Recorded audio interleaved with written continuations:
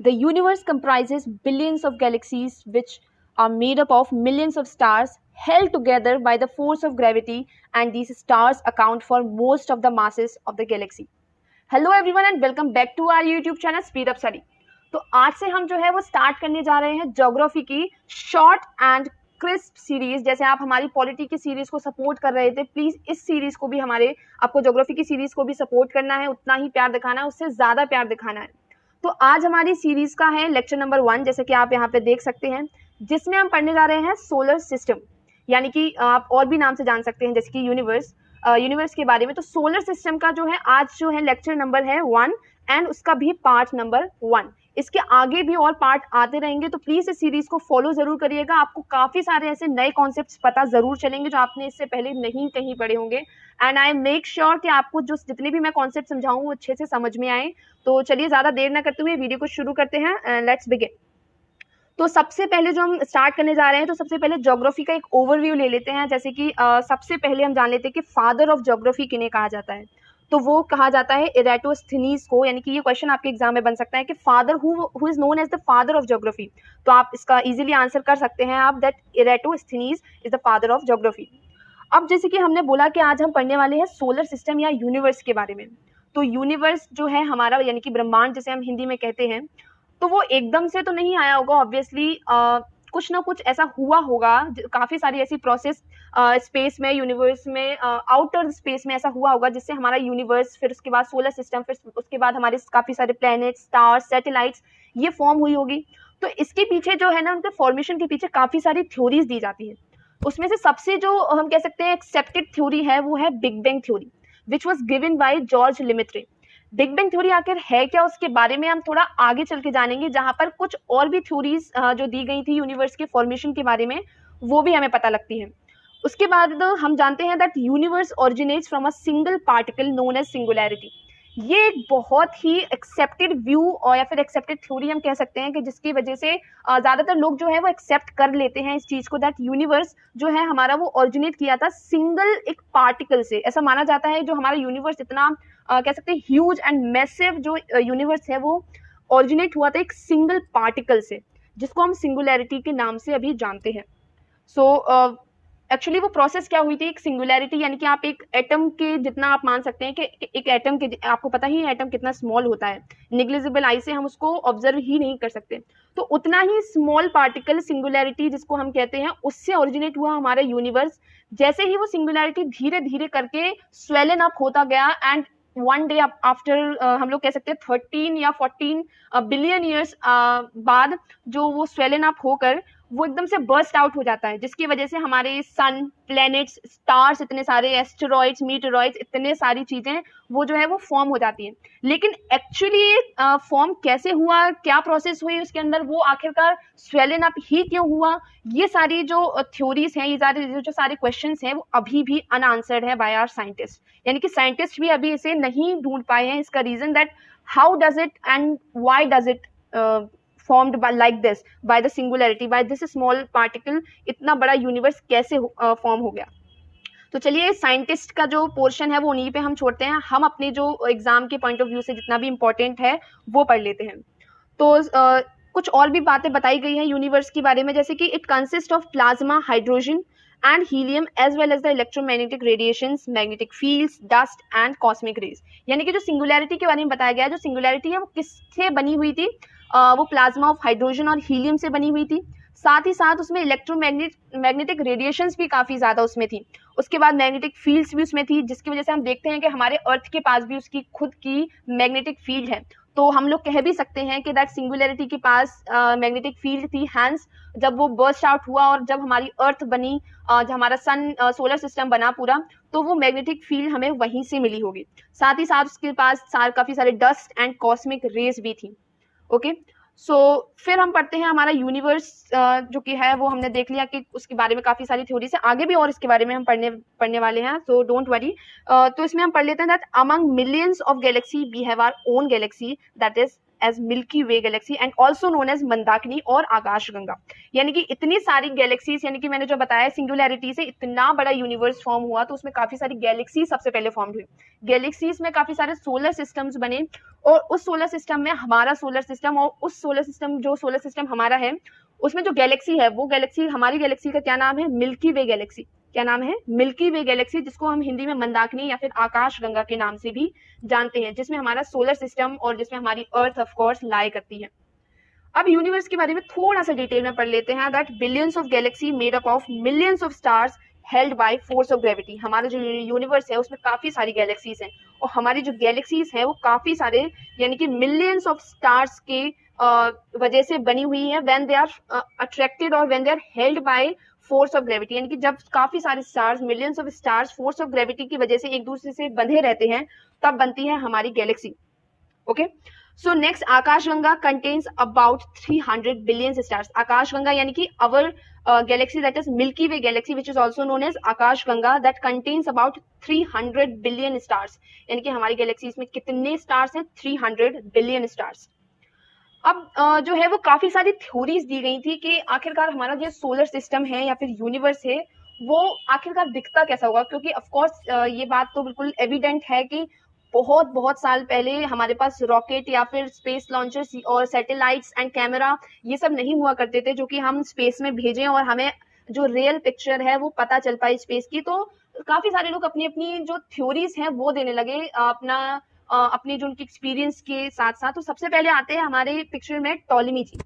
Ptolemy जी ने 14th century में क्या कहा, that earth is at the centre of the universe and other heavenly bodies revolve around it. अरे भाई साहब, इतना बड़ा पाप कर दिया, लेकिन बेचारे को थोड़ी ना पता था कि 14th सेंचुरी में हम लोगों को तो अभी पता है ना 14th सेंचुरी, अभी इतने 21st सेंचुरी में हम लोग जी रहे हैं कि इन्होंने बड़ी बड़ी बड़ी गलत बात कर दी। That earth is at the centre of universe and other heavenly bodies revolve around it. अरे भाई साहब, ये तो गलत ही है पूरा।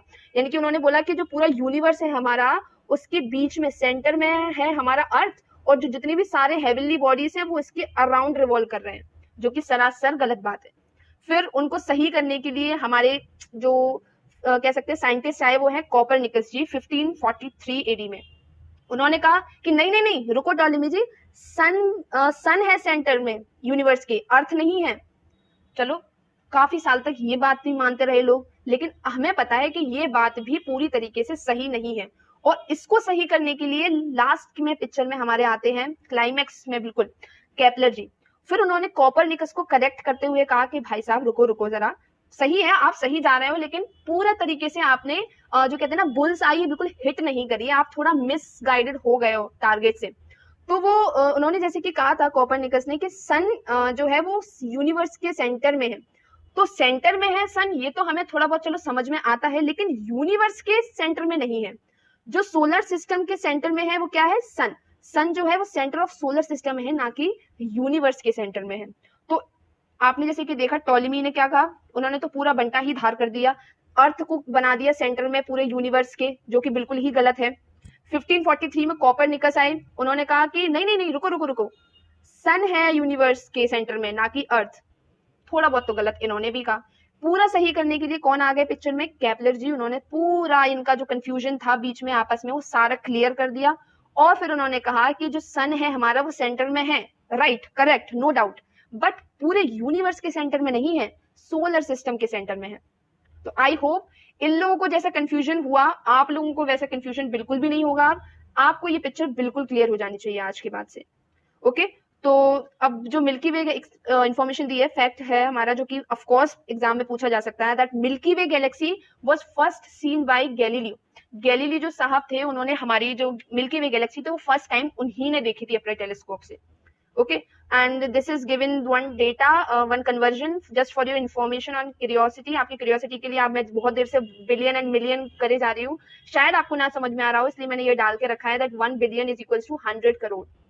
सो जैसे कि मैंने आपको ऊपर बताया था कि 300 बिलियन स्टार्स हैं, तो आप अंदाजा लगा सकते हैं कि how many stars we have in our Galaxy.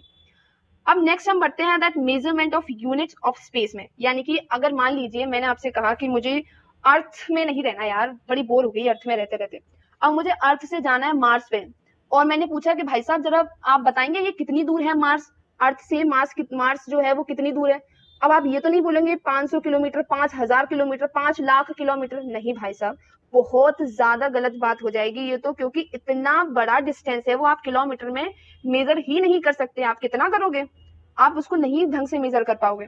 तो उसके लिए हमने जो है ना स्पेस में, यानी कि स्पेस में अगर किसी को ट्रेवल करना है ना, तो वो स्पेस वाली मेजरमेंट यूनिट लेकर जाए, तभी वो ढंग से जो है वो ट्रेवल कर सकता है, otherwise it will be difficult for them. Okay, सबसे पहले जो हमारी मेजरमेंट यूनिट आती है स्पेस की, वो आती है लाइट ईयर, यानी कि लाइट ईयर, जो कि हमें बताती है distance covered by light in 1 year in vacuum at a speed of 3 lakh kilometre पर सेकेंड। यानी कि 3 लाख किलोमीटर पर सेकेंड की स्पीड से एक साल में जितना भी डिस्टेंस कवर किया जाए वैक्यूम में, किसके द्वारा, लाइट के द्वारा, उतना distance is equals to 1 light year. यानी कि 1 light year is equals to 9.46 into 10⁻12 kilometres. यानी कि हमने इसका आपको किलोमीटर्स में भी कन्वर्जन करके बता दिया that 1 light year is equals to 9.46 into 10⁻12 kilometres. ठीक है, तो लाइट ईयर आप लोग समझ गए कि जो भी डिस्टेंस कवर किया जाए लाइट के द्वारा एक साल में वैक्यूम में, यानी कि वैक्यूम ऑब्वियसली हमें पता है स्पेस में जो है कि वो वैक्यूम है, वहां ग्रेविटी नहीं होती है, वहां एयर नहीं होती है। तो जो भी डिस्टेंस कवर किया जाए लाइट के द्वारा एक साल में वैक्यूम में with speed of 3 lakh kilometre पर सेकेंड, उसको हम कहते हैं उतने डिस्टेंस कितना हो गया, 1 लाइट ईयर के बराबर हो गया। नेक्स्ट जो यूनिट आ जाती है वो आ जाती है हमारी astronomical unit, which means the distance between earth and sun, that is the mean distance between earth and sun. यानी कि जो अर्थ और सन के बीच में जितनी भी मीन डिस्टेंस है, उस डिस्टेंस को हमने अपनी एस्ट्रोनॉमिकल यूनिट यानी कि AU के नाम से भी हम जानते हैं, AU के उसको हमने अपना लिया है। इसको भी मैंने जो किलोमीटर में कन्वर्जन करके आपको बताया that 1 astronomical unit is equals to 150 million kilometres. So आप देख सकते हैं कितना बड़ा और कितना ज्यादा बड़ा फिगर है ये। अब आ जाते हैं नेक्स्ट हम सबसे इंपॉर्टेंट अपने पार्ट पर, जो कि है इवोल्यूशन ऑफ यूनिवर्स। जैसे कि मैंने आपको स्टार्टिंग में बताया था लेक्चर के that theories of evolution of universe काफी सारी दी गई है, जिसमें सबसे पहले मैंने आपको बताया था बिग बैंग थ्योरी के बारे में और बोला था कि आगे वीडियो में पता चलेगा। तो now I will tell you about the big bang theory. जो बिग बैंग थ्योरी है वो किसने दी थी हमें, वो दी थी हमारे जॉर्ज लेमेत्रे साहब जी ने। ठीक है, उसमें क्या हुआ था, जो बिग बैंग थ्योरी में उसमें हुआ था एक्सप्लोजन। कब हुआ था, 13.8 बिलियन ईयर्स अगो क्या हुआ था, एक्सप्लोजन हुआ था। ठीक है, which leads the formation of galaxies of stars and other heavenly bodies. यानी कि एक चीज में जो क्या हुआ था, एक्सप्लोजन हो गया था बहुत भयंकर वाला यूनिवर्स में। जिस तरीके से मैंने आपको सिंगुलैरिटी के बारे में बताया, उसी तरीके से ये big bang theory all and all थोड़ा बहुत मिक्स एंड मैच करके काफी ज्यादा सिमिलर है सिंगुलैरिटी वाली theory and that big bang theory. ज्यादातर सिमिलर ही है वो, एक्चुअली नाम थोड़े अलग अलग कर दिए हैं उन्होंने, उसका नाम जो एक्सप्लोड हुआ था जो मटेरियल, उसको सिंगुलैरिटी बता दिया गया है। ओके, तो ये कब हुआ था, 13.8 बिलियन ईयर्स अगो ये एक्सप्लोजन हुआ था, जिसकी वजह से हमारी गैलेक्सीज बने, स्टार्स बने, अदर हेवनली बॉडीज जैसे कि प्लैनेट्स हो गए, सैटेलाइट्स हो गए, ये सारे एस्टेरॉइड्स हो गए, बल्कि वो सारे बने। नेक्स्ट जो आ जाती है थ्योरी, अब बिग बैंग थ्योरी तो है ही सबसे ज्यादा एक्सेप्टेड थ्योरी, उसके बाद भी 2-3 थ्योरी हैं जो कि आ जाती हैं कभी कभी एग्जाम्स में, इतनी भी इंपॉर्टेंट भी नहीं है लेकिन फिर भी पढ़ लेते हैं। चलिए जस्ट आउट ऑफ क्यूरियोसिटी ही पढ़ लेते हैं हम कि और भी सारी थ्योरीज भी तो दी गई होंगी इवोल्यूशन ऑफ यूनिवर्स के बारे में। तो नेक्स्ट आ जाती है स्टेडी स्टेट थ्योरी। तो ये जो दी गई थी वो दी गई थी Bondi, Gold and Fred Hoyle के बारे में, फ्रेड हॉयल के द्वारा। तो आप चाहें तो इसका नाम भी लिख सकते हैं, मैं फिर से रिपीट कर दे रही हूँ, Bondi, other one was Gold and third जिन्होंने ये थ्योरी दी थी वाज फ्रेड हॉयल। उन्होंने ये थ्योरी डेवलप की थी और उन्होंने बताया था कि दैट यूनिवर्स इज एक्सपेंडिंग। भले ही यूनिवर्स जो है वो एक्सपेंड कर रहा हो, जैसे कि हमें पता है कि आज के दिन भी यूनिवर्स वो एक्सपेंड करे जा रहा है, यानी कि it is not steady, but इन्होंने क्या बोला था, स्टेडी स्टेट थ्योरी। भले ही यूनिवर्स एक्सपेंड किए जा रहा है, फिर भी उसकी जो अपीयरेंस है, उसका जो शेप साइज है और जो उसका अपीयरेंस है, वो बिल्कुल भी चेंज नहीं हो रहा है। इवन दो यूनिवर्स जो है वो हमारा एक्सपेंड किए जा रहा है, फिर भी उसका अपीयरेंस चेंज नहीं हो रहा है। ये दी गई थी बात बताई गई थी स्टेडी स्टेट थ्योरी में। ठीक है, तो अगर वन वर्ड में हम कहना चाहें तो इसको कह सकते हैं कि that universe has neither the beginning nor it has the ending. Okay, so steady state theory tells about this. Next theory जो आ जाती है वो आ जाती है पल्सेटिंग थ्योरी।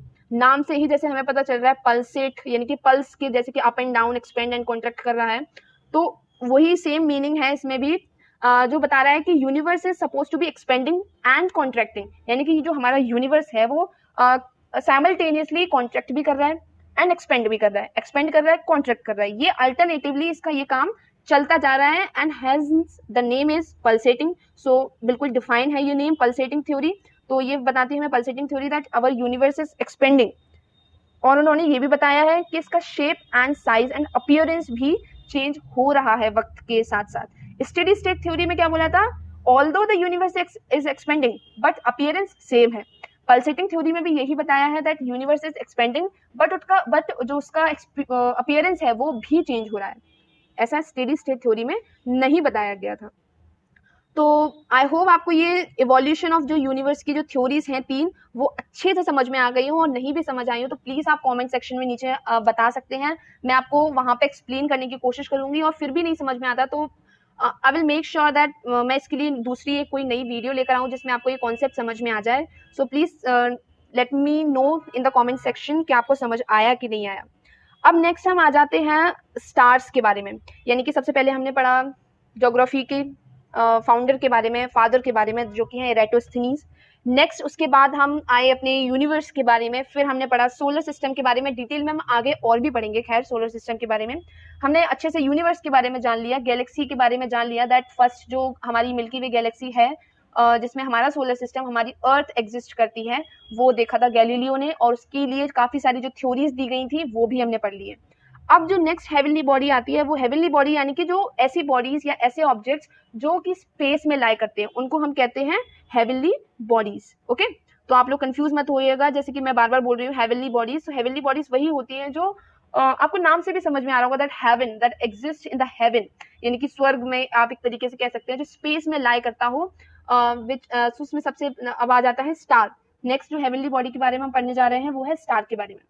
तो काफी सारी जो है स्टेजेस होती हैं स्टार की, जैसे कि हमने देखा सिंगुलैरिटी से हमारा पूरा यूनिवर्स बन गया, तो उसकी भी ऑफकोर्स काफी सारी स्टेजेस से वो बना होगा। सिंगुलैरिटी के बाद डायरेक्ट वो हमारा यूनिवर्स और इतने सारे प्लैनेट्स और स्टार्स एकदम से नहीं बन गए होंगे, काफी सारी स्टेजेस से, काफी सारी साइकिल से वो गुजरा होगा, वो एक सिंगल पार्टिकल, तब जाकर वो हमारा यूनिवर्स है वो फॉर्म हुआ। उसी तरीके से हमारे पास जो स्टार है उसकी भी काफी सारी स्टेजेस हैं जिसके द्वारा वो गुजरा है। तो सबसे पहले हम देखते हैं फर्स्ट स्टेज के बारे में, जो कि है प्रोटोस्टार। फर्स्ट स्टेज के जो फर्स्ट स्टेज होती है स्टार की, उसको हम क्या बोलते हैं, प्रोटोस्टार। सो इसके बारे में हम जानते हैं that it is a stage where the helium core becomes increasingly heavy accompanied by expanding out the layers. It is a highly condensed cloud of gases, mainly hydrogen and helium. तो protostar जो कि हमें जैसे कि पता है कि सन भी एक स्टार है जो कि जिसमें हाइड्रोजन और हीलियम काफी ज्यादा मात्रा में है, एंड मोर और लेस वो उससे ही मिलकर बना है हमारा जो सन है। उसी टाइप के जो प्रॉपर्टीज जो सन में होती हैं वो सारे स्टार्स में वही प्रॉपर्टीज होती हैं। तो ये हमें बता रहा है कि जो ये स्टेज होता है स्टार का, वो प्रोटोस्टार जिसको हम कहते हैं, उसमें क्या होता है, इसका जो हीलियम कोर होता है, यानी कि इसका कोर होता है, फिर मेंटल होता है, फिर जो अपर क्रस्ट होता है, यानी कि सबसे अपर लेयर होती है। ये 3 जो लेयर्स होती है जिसकी हमें पता भी है, तो उसकी जो सबसे इनर मोस्ट लेयर है कोर, जिसमें हीलियम पाया जाता है, वो सबसे ज्यादा हैवी होती है, और उसमें काफी सारी लेयर्स होती हैं। किसकी लेयर्स होती हैं, क्लाउड्स ऑफ गैसेस होती है काफी सारी, जो कि हाइड्रोजन एंड हीलियम से कंप्राइजेस होती है, यानी कि फर्स्ट स्टेज उसकी होती है वो हाइड्रोजन एंड हीलियम वाली होती है। नेक्स्ट फिर उसके बाद आगे बढ़कर जो हमारा स्टार है वो क्या बन जाता है, वो बन जाता है रेड जाइंट।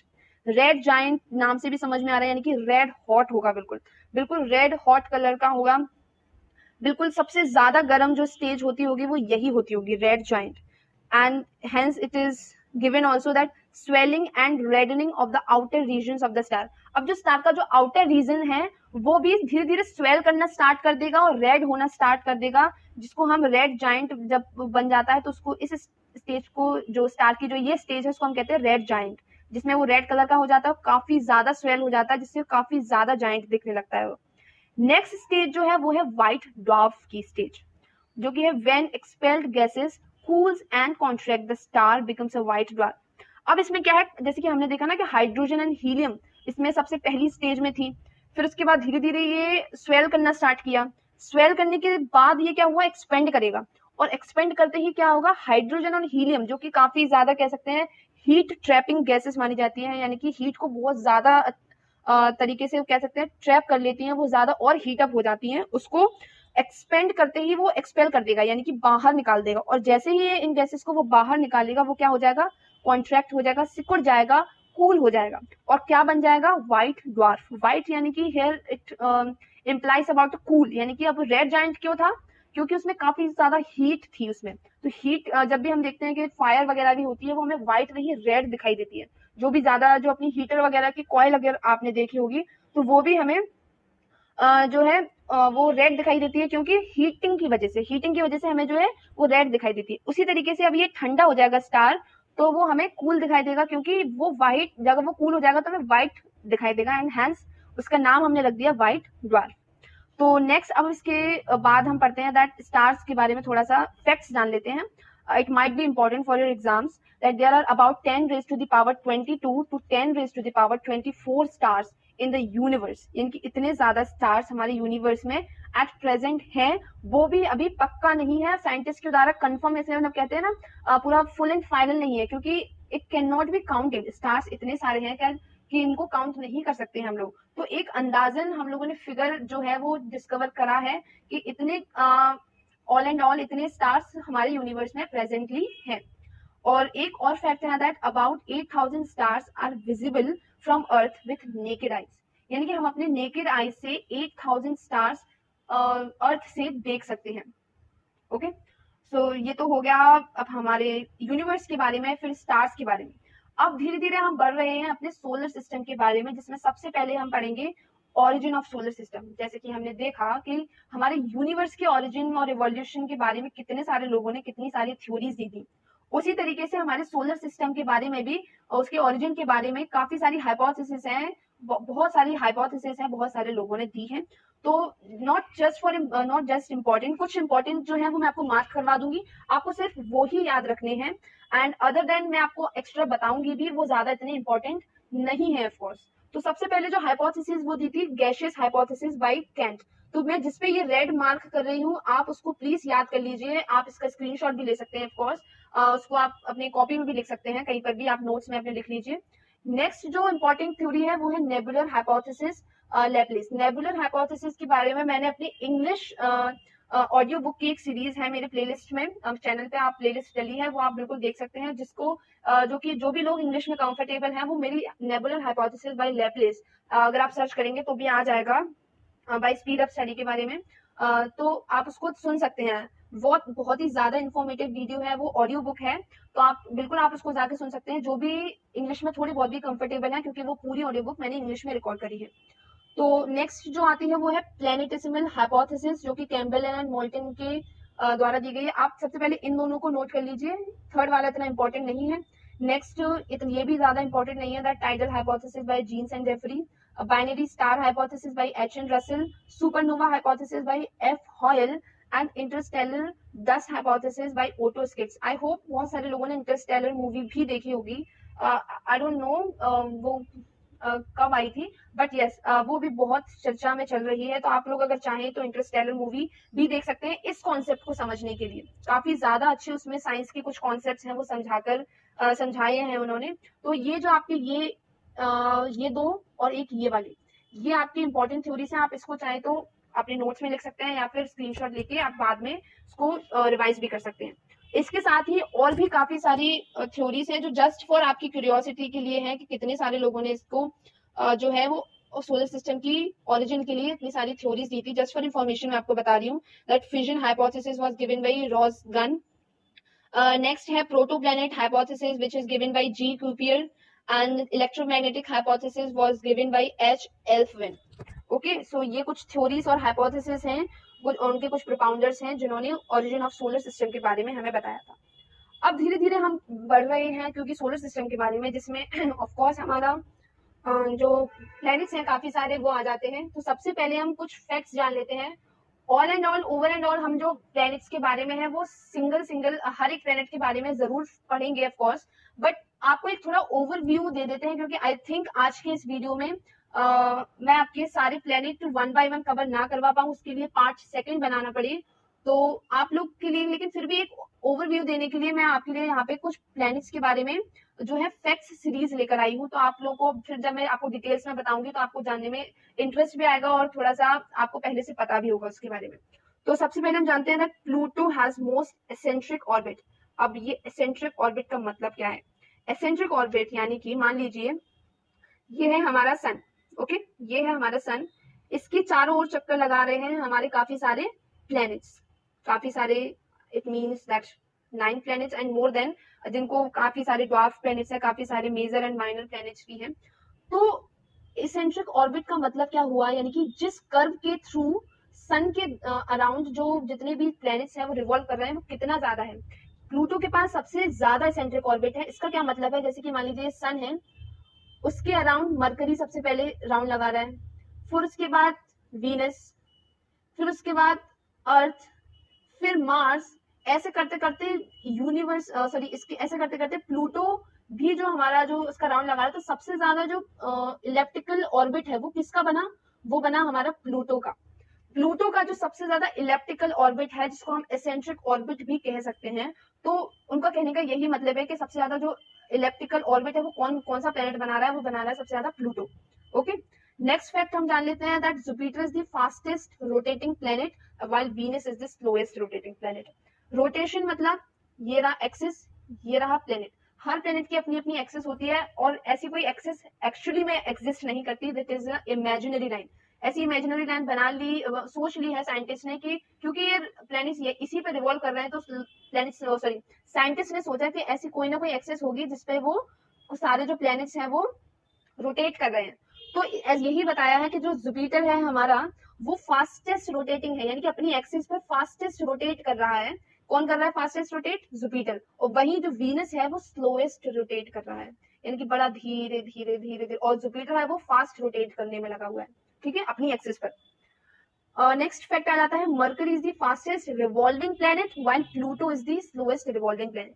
अब रिवॉल्यूशन क्या होता है, रोटेशन मैंने आपको बता दिया, अपने एक्सिस पे, एक्सिस के अराउंड ही घूमना, अपने एक्सिस के ही अराउंड घूमना। नेक्स्ट आ जाता है रिवॉल्यूशन, एक टर्म आ जाता है जिसमें हमें पता चलता है revolution around the sun. Revolution यानी कि सन के अराउंड चारों ओर चक्कर लगाना, उसको कहते हैं रिवॉल्यूशन। तो ऑफ कोर्स ये बात बिल्कुल ऑब्वियस है, जो सन के सबसे ज्यादा करीब प्लेनेट होगा वो सबसे कम टाइम में सन का चक्कर लगा लेगा, और जो सबसे दूर प्लेनेट होगा सन के उसको सबसे ज्यादा टाइम लगने वाला है रिवॉल्यूशन में।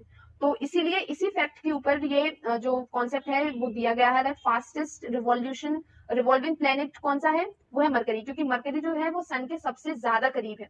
यानी कि फर्स्ट नंबर पे जो प्लेनेट आता है, अभी मैं आपको सोलर सिस्टम की पिक्चर भी दिखाने वाली हूँ, आपको उससे और ज्यादा क्लियर हो जाएगा।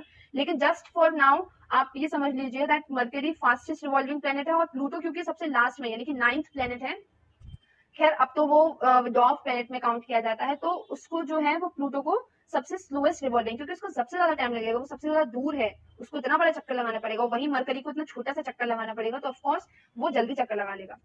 नेक्स्ट बढ़ते हैं हम अपने 88 कॉन्स्टिलेशन एट प्रेजेंट। हमें ये बताया गया इस फैक्ट के द्वारा कि अभी एट प्रेजेंट हमारे पास 88 कॉन्स्टिलेशंस हैं। कॉन्स्टिलेशन यानी कि तारा मंडल हिंदी में हम जिसको कहते हैं, तारा मंडल यानी कि काफी सारे स्टार्स जिसमें कॉन्स्टिट्यूट रहते हैं। तो ऐसे जो हमारा सन है वो भी एक स्टार ही है। तो ऐसे जो कॉन्स्टिलेशन है वो हमारे पास अभी 88 है, नोन है, और भी हो सकते हैं ऑफ कोर्स, लेकिन ऐसे 88 कॉन्स्टिलेशन नोन कॉन्स्टिलेशन है हमारे पास। ओके, सो नेक्स्ट हम बढ़ते हैं। अब जैसे कि मैंने आपको बताया कि रिवॉल्यूशन किसका सबसे फास्ट है, किसका स्लो है, तो इसी के ऊपर मैंने आपके लिए एक टेबल है जिसमें ये प्लैनेट्स के नाम दिए गए हैं और उनका लेंथ ऑफ द डे यानी कि rotation period, length of the year यानी कि रिवॉल्यूशन पीरियड वो दिया गया है। आप चाहे तो स्क्रीनशॉट ले सकते हैं, मैं एक एक करके आपको पढ़ाऊंगी तो उसमें ऑब्वियसली टाइम जाएगा, तो आप एक बार देख सकते हैं इसको। यहाँ पे अर्थ को जो है वो एवरेज लिया गया है, अर्थ के हिसाब से और सारी जो चीजें हैं वो डिजाइन की गई है। दैट इज मरकरी जो है अपना एक दिन 59 डेज में कंप्लीट करता है, और जो एक साल वो है 88 डेज में कंप्लीट कर लेता है, यानी कि इसका रिवॉल्यूशन फास्ट है लेकिन रोटेशन स्लो है। वीनस जो है वो 243 डेज में अपना एक रोटेशन कंप्लीट कर पाता है, और 225 डेज में अपना एक जो साल है उसका एक साल कितने दिन का होता है, 225 डेज का। और हमारे अर्थ का कितना होता है, 365 डेज का। तो ऐसे ही आप और भी देख सकते हैं इस टेबल में अच्छे से। तो चलिए आगे बढ़ते हैं। ये है, मैंने आपको जो बताया था कि मैंने आपके लिए सोलर सिस्टम की जो है वो पिक्चर लाकर रखी है, जिससे आपको और क्लियरली समझ में आएगा हमारे सोलर सिस्टम के बारे में। तो ये ऑफ कोर्स जैसे कि आप देख सकते हैं ये है हमारा सन, फिर उसके बाद ये हमारे जो है वो प्लैनेट्स दिए गए हैं ये सारे। अब आप सोच रहे होंगे ये मैंने नंबर ऐसे क्यों दिए गए हैं, मरकरी तो सबसे फर्स्ट पर आता है। मैंने ये नंबर दिया है उनके साइज के बेसिस पे, यानी कि जो फर्स्ट नंबर का जो प्लेनेट है, यानी कि जैसे कि जुपिटर, फिर है Saturn, then Uranus, then Neptune, then our Earth, Venus, Mars, Mercury and Pluto, वो दिए गए हैं। मैंने जो ये ऑर्डर लगाया है वो लगाया है साइज के ऊपर।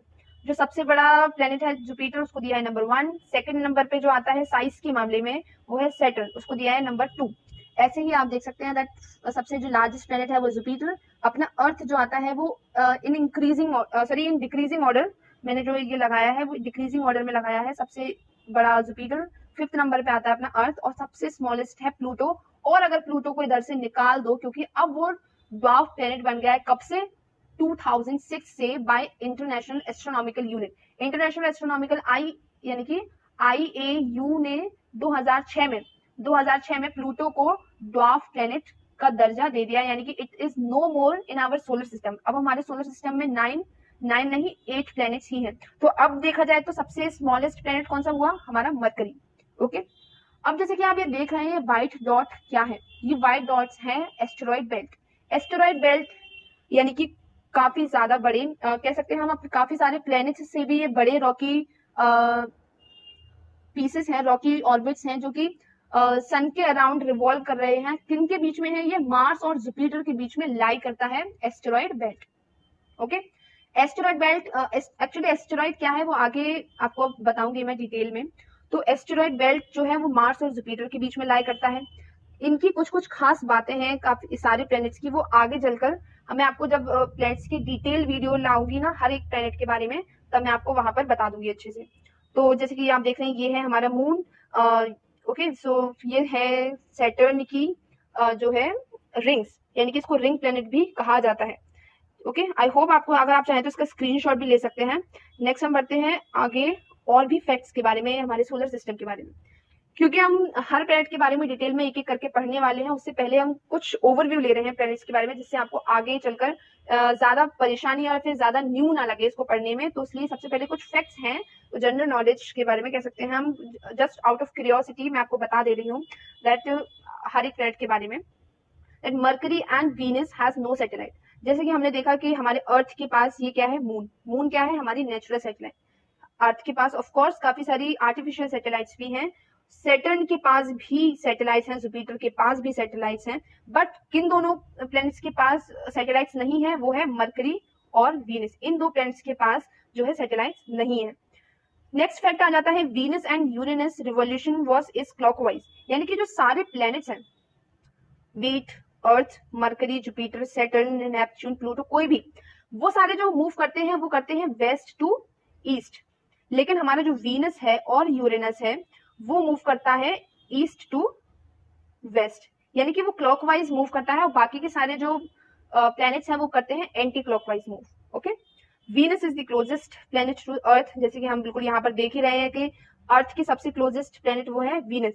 मार्स, आपको लग रहा होगा यहाँ से तो मार्स पास में है, लेकिन मार्स की जब ये डिस्टेंस मेजर किया गया और वीनस का डिस्टेंस मेजर किया गया, तो वीनस ज्यादा पास आया, ज्यादा पास निकला मार्स के कंपैरिजन में। तो वीनस का डिस्टेंस वो है वो कम है अर्थ से।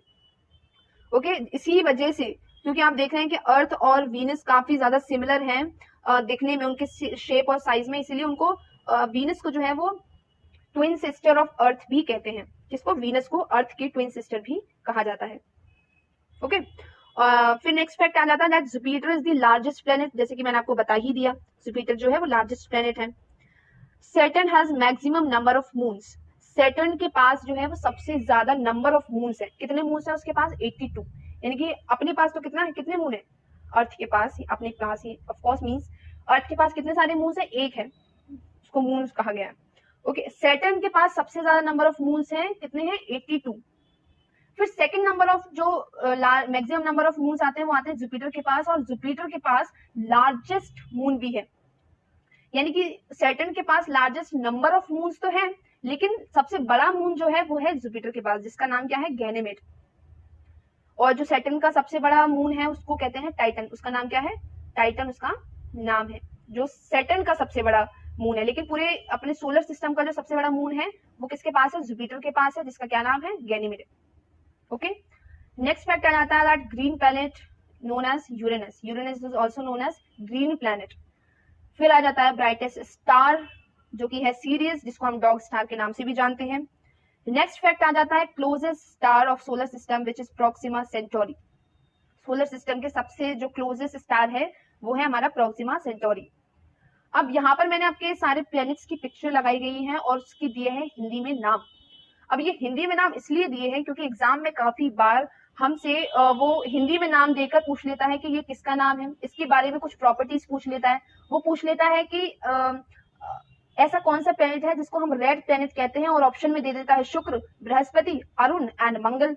और जिन्होंने मार्स पढ़कर जाते हैं उनको मंगल और बृहस्पति, अरुण और वरुण समझ ही नहीं आते। तो इसलिए मैंने यहाँ पर जो है वो प्लेनेट्स के जो हिंदी में नाम देके रखे हैं, जिसको हम मरकरी को कहते हैं बुध, वीनस को कहते हैं शुक्र, पृथ्वी को और अर्थ को ऑफकोर्स, जैसे पृथ्वी को इसको तो सभी लोग जानते होंगे, पृथ्वी कहते हैं अर्थ को ऑफकोर्स, मार्स को हम कहते हैं मंगल, जुपिटर को हम कहते हैं Brihaspati, Saturn we call as Shani, Uranus को कहते हैं अरुण एंड नेपच्यून को कहते हैं हम वरुण। सो आई होप आज के बाद इसमें हिंदी और इंग्लिश में कोई प्रॉब्लम आपको नहीं होने वाली है बिल्कुल भी। तो चलिए आगे बढ़ते हैं, फिर पढ़ते हैं हम कुछ छोटे छोटे कॉन्सेप्ट्स के साथ में, वो है मीटियोर्स और मीटेराइट्स, कॉमेट्स, एस्टेरॉइड, इन सब के बारे में। सबसे पहले आता है एस्टेरॉइड। सबसे पहले हम एस्टेरॉइड के बारे में जानते हैं, जिससे यही सारे जो और सारे जो टर्म्स हैं वो कनेक्टेड है। मीटियोर हुआ, कॉमेट हुआ, या फिर मीटेरॉइड, मीटेरॉइड कुछ भी हुआ, ये एक दूसरे से कनेक्टेड है। ये इनकी स्टेजेस हैं, कोई अलग से पार्ट नहीं है। मेनली जो होता है वो होता है एस्टेरॉइड। इससे ही इसके जो स्टेजेस बनते जाते हैं, आगे फॉर्म होते जाते हैं, उन्हीं से बनते जाते हैं मीटियोर, कभी बनता है मीटेरॉइड, कभी बनता है मीटेराइट, फिर बनता है कॉमेट। कुछ भी मतलब आगे स्टेजेस ऐसी चलती जाती हैं और उनका फॉर्म बदलता जाता है, नाम बदलता जाता है। एस्टेरॉइड जैसे कि हमने देखा कल वाली स्लाइड में, वो मार्स और जुपिटर के बीच में लाई करता है क्या, हमारा एस्टेरॉइड बेल्ट। मार्स और जुपिटर के बीच में हमारा एस्टेरॉइड बेल्ट लाई करता है। एस्टेरॉइड बेल्ट इसीलिए कहा जाता है क्योंकि इसमें काफी सारे एस्टेरॉइड्स होते हैं, काफी सारे रॉकी बॉडी होती है। जैसे कि इसमें भी बताया गया है कि एस्टेरॉइड क्या है, वो एक रॉकी बॉडी है which is smaller than a planet that orbits the sun. यानी कि ज्यादा कुछ नहीं है, लेकिन बस प्लैनेट्स, इसको और भी क्या नाम से पुकारते हैं, माइनर प्लैनेट्स। माइनर प्लैनेट के नाम से भी जानते हैं एस्टेरॉइड को, क्योंकि मोर और लेस प्लैनेट्स और एस्टेरॉइड में ज्यादा डिफरेंस नहीं होता है, दोनों सेम होते हैं। बस प्लैनेट से थोड़ा सा कह सकते हैं छोटे होते हैं एस्टेरॉइड्स हमारे, जो कि प्लैनेट्स की तरह ही हमारे जो सन है उसके ऑर्बिट के अराउंड मूव करते हैं। नेक्स्ट अगर हम पढ़ेंगे एस्टेरॉइड के बाद हमें क्या देखने को मिलता है, वो मिलता है मीटेरॉइड। ओके, मीटेरॉइड क्या होता है, रॉकी या फिर metallic fragment of an asteroid, comet या फिर प्लैनेट। मीटेरॉइड क्या हो गया, रॉकी या फिर मेटलिक फ्रेगमेंट, किसका, या तो एस्टेरॉइड का मेटलिक या फिर रॉकी फ्रेगमेंट हो सकता है, यानी कि एस्टेरॉइड का ही टुकड़ा होता है मीटेरॉइड। ठीक है, एस्टेरॉइड का कह सकते हैं, प्लैनेट का कह सकते हैं, लेकिन ज्यादातर वो एस्टेरॉइड का ही पार्ट कह सकते हैं, फ्रेगमेंट कह सकते हैं, टुकड़ा कह सकते हैं, वो होता है मीटेरॉइड।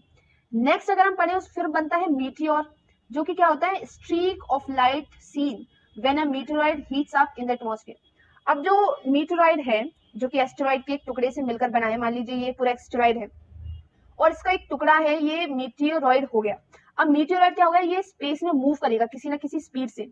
अब जब ये स्पीड से मूव करेगा, जैसे कि आप यहाँ पे देख सकते हैं मीटियोर, तो ये रॉकी बॉडी है, लेकिन जब मूव कर रहा है फोर्स ऑफ ग्रेविटी की वजह से इसको कोई भी जो है वो अट्रैक्ट कर रहा है अपनी तरफ, तो ये क्या हो जाएगा, हीट अप हो जाएगा एटमॉस्फेयर में।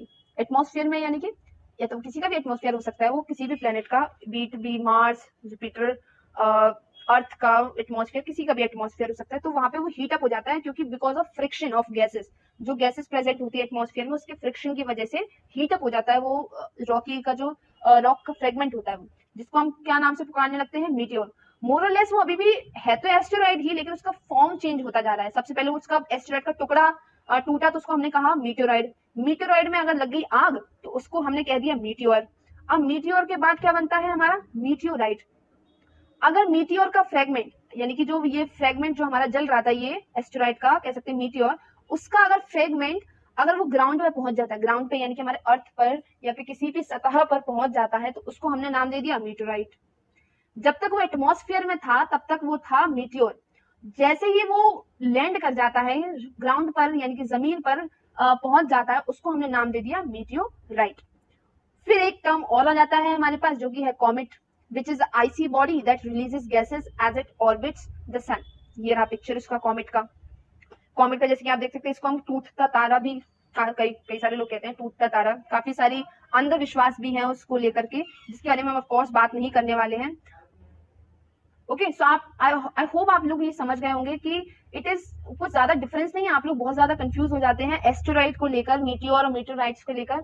कुछ ज्यादा डिफरेंस नहीं है। एस्टेरॉइड एक रॉकी बॉडी हो गई, उसका टुकड़ा टूटा तो क्या बना, मीटेरॉइड।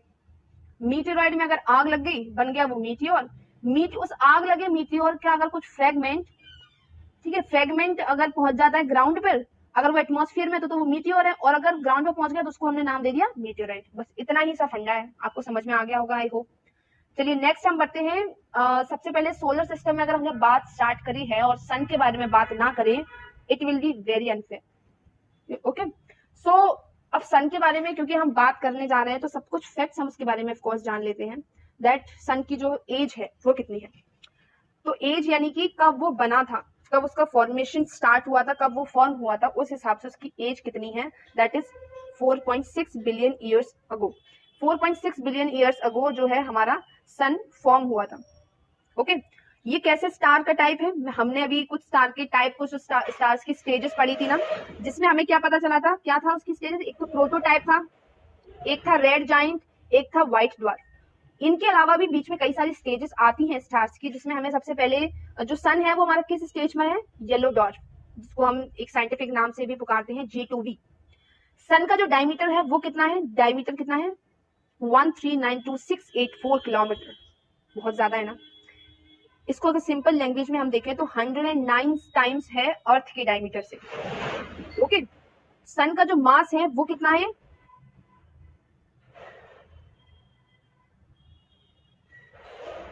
सरफेस टेम्परेचर जो है वो सन का कितना है, सरफेस टेम्परेचर जो सन का है वो है 5500 degree Celsius. Okay, internal temperature यानी कि सरफेस टेम्परेचर, यानी कि सोचो आप इसकी सरफेस पे ही इतना टेम्परेचर है और इसका इंटरनल टेम्परेचर कितना है 15 मिलियन डिग्री सेंटीग्रेड। इसके अंदर अगर आप चले जाओ तो मतलब सोच ही सकते हो आप क्या ही होगा आपका, क्योंकि इसका सरफेस का टेम्परेचर ही कितना है 5500 डिग्री सेंटीग्रेड और इसका इंटरनल टेम्परेचर वो है 15 मिलियन डिग्री सेंटीग्रेड। सन जो है वो किससे मिलकर बना है, हाइड्रोजन एंड हीलियम से, जिसमें हाइड्रोजन जो है वो है 72% और हीलियम है 26%। ओके, इसकी जो एनर्जी जनरेशन है वो किसके द्वारा होती है, thermonuclear fusion which uses the hydrogen as fuel. Hydrogen से हीलियम में जब ये चेंज होता है तो ये इसको मिलती है एनर्जी, जिस एनर्जी को ये हमारे अर्थ तक पहुंचाता है एज द सनलाइट, जिससे हमारी काफी सारी जो बायोलॉजिकल प्रोसेस है वो ड्राइव अप होती है। जैसे कि फोटोसिंथेसिस सबसे मेन जो हमारी बायोलॉजिकल प्रोसेस है वो सन के बगैर नहीं हो सकती, इट नीड्स द सन। जो एनर्जी इसमें किसके द्वारा आती है, हाइड्रोजन से जब हीलियम में कन्वर्ट होता है, थर्मोन्यूक्लियर फ्यूजन होता है इसमें, ठीक है, और इसमें जो फ्यूल होता है वो हाइड्रोजन ऑफ कोर्स यूज होता है इसमें। इसकी एनर्जी प्रोडक्शन वो कितनी है, which is equal to 100 billion tons of dynamite per second.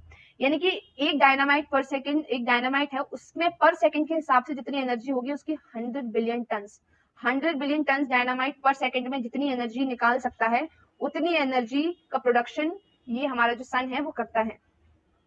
Energy output जो हमें मिलती है एनर्जी वो किसके फॉर्म में मिलती है, वो मिलती है इलेक्ट्रोमैग्नेटिक रेडिएशंस में, यानी कि EM वेव्स, जिसको हम कहते हैं EM वेव्स के फॉर्म में हमारे जो सन की एनर्जी है वो मिलती है।